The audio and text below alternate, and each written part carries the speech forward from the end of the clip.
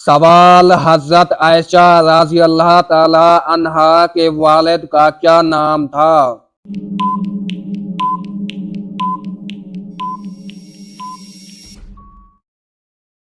जवाब हजरत अबू बकर सदीक रजी अल्लाह ताला अन्हो।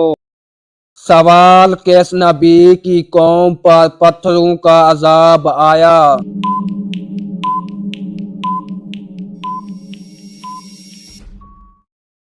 जवाब हजरत लूत अलैहिस्सलाम।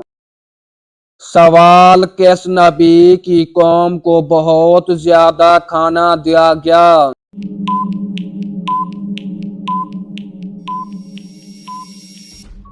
जवाब हजरत यूसुफ अलैहिस्सलाम।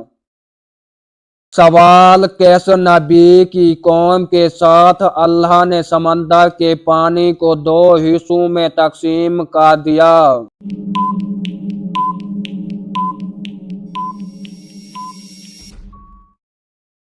जवाब हजरत मूसा अलैहिस्सलाम। सवाल किस नबी के मुअज्जे में उनकी छड़ी का किरदार था?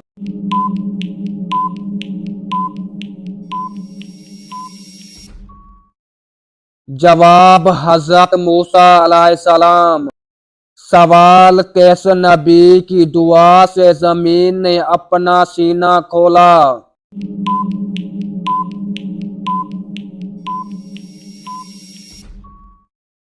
जवाब हजरत मूसा अलैहिस्सलाम। सवाल किस नबी की कौम को जेल में कैद कर दिया गया?